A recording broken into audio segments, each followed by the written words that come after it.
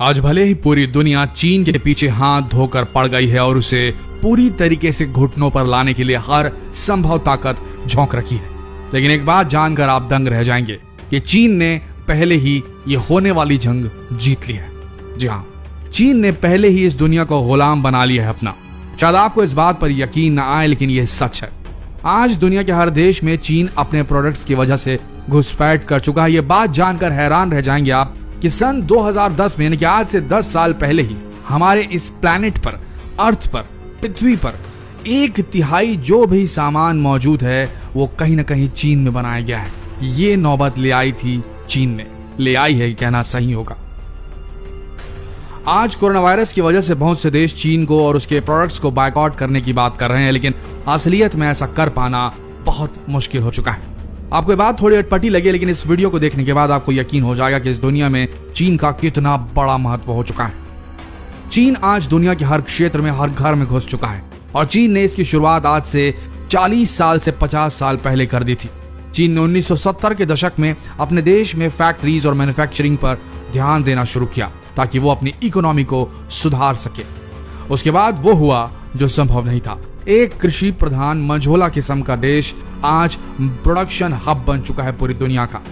धीरे धीरे चीन में कई विदेशी कंपनियों का आगमन हुआ और एक दशक के बाद चीन में 500 से अधिक विदेशी कंपनियों ने जन्म ले लिया। चीन में बाकी देशों की कंपनियों का आगमन एक मुख्य कारण था वहां की लेबर फोर्स का महंगे होने का, क्योंकि चीन में लेबर फोर्स उस वक्त बहुत सस्ते हुआ करते थे और चीनी सरकार ने विदेशी कंपनियों को टैक्स में भी भारी छूट दे रखी थी। यही वो वजह रही जिसकी वजह से चीन में प्रोडक्ट्स बहुत ही सस्ते दामों पर बनाए जा सकते थे और अगर कोई देश उन्हीं प्रोडक्ट्स को अपने ही देश में बनाने की कोशिश करता तो वो चीन का मुकाबला उस कीमत पर, उस क्वालिटी पर नहीं कर सकता था, क्योंकि चीन सेम क्वालिटी, सेम क्वांटिटी, सिर्फ कम दामों में सामान बनाने की महारत हासिल कर चुका था। और इसी अपॉर्चुनिटी को देखते हुए दुनिया की बाकी कंपनियां भी अपने अपने कंपटीटर्स को हराने के लिए, बेहतर और सस्ता माल बनवाने के लिए चीन में अपने मैन्युफैक्चरिंग यूनिट डालने लगी। 1980 के दशक में चीन में करीब 500 विदेशी कंपनियों ने अपने मैन्युफैक्चरिंग यूनिट डाल दिए थे और 2010 के आते आते चीन पूरी दुनिया का 1/3 माल खुद ही बनाने लगा था। आज 50 साल बाद यह हालात है कि चीन एक मजबूत इकोनॉमी वाला देश बन चुका है। आज इकोनॉमी के मामले में अगर किसी देश का नाम यूएस के बाद आता है, अमेरिका के बाद आता है, तो वह है चीन।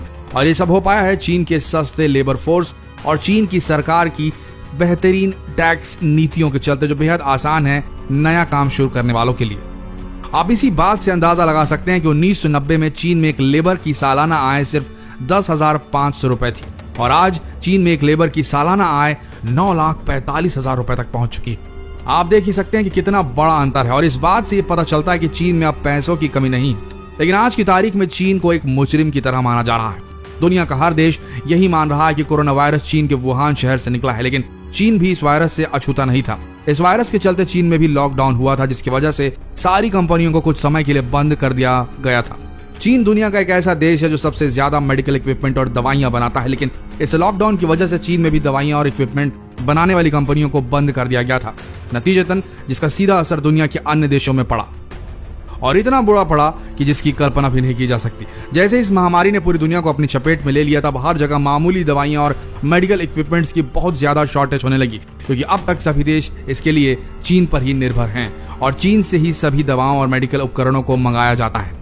यहाँ तक कि छोटे छोटे घरेलू सामान बनाने वाली कंपनियों में भी रॉ मटेरियल की शॉर्टेज पैदा होने लगी, क्योंकि लॉकडाउन की वजह से चीन की बहुत सी कंपनियां कुछ समय के लिए बंद कर दी गई थी। आप अब इन्हीं बातों से समझ सकते हैं कि किस तरह से दुनिया का हर देश चीन पर निर्भर है। अगर हम कुछ आंकड़ों की बात करें तो अमेरिका जैसा सुपर पावर देश भी चीन के अधीन है, क्योंकि अमेरिका खुद चीन से $418 बिलियन का माल खरीदता है और चीन पर निर्भर होने वाले सिर्फ सुपर पावर देश ही नहीं बल्कि जापान, कोरिया, हांगकांग, इंडिया और ऐसे कई देश शामिल हैं। और यही वजह रही जिससे आज चीन ने पूरी दुनिया में अपनी धाक जमा दी है।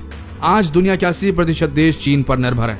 आप खाने पीने के सामान से लेकर जो भी प्रोडक्ट्स सोच सकें, लगभग हर प्रोडक्ट में कुछ न कुछ चीन के पार्ट्स जरूर मौजूद होते हैं और यही वजह है कि चीन आज से बहुत पहले पूरी दुनिया पर अपना कब्जा जमा चुका है।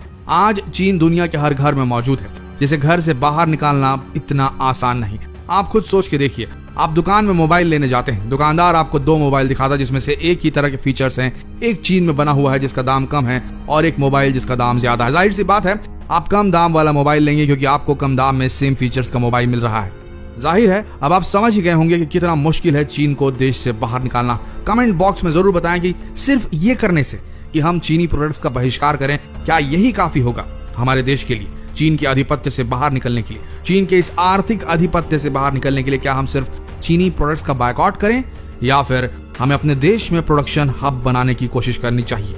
ऐसी नीतियां तय करवानी चाहिए कि नए जो व्यवसाय शुरू होते हैं, नए प्रोडक्शन हाउसेस जो शुरू होते हैं, उन्हें आसानी से काम करने में कोई भी दिक्कत, कोई अड़चन ना आए। आपको क्या लगता है कमेंट सेक्शन में जरूर लिखिए। मिलते हैं लेटेस्ट अपडेट के साथ, तब तक के लिए हमारे इस पेज के साथ बने रहिए। धन्यवाद।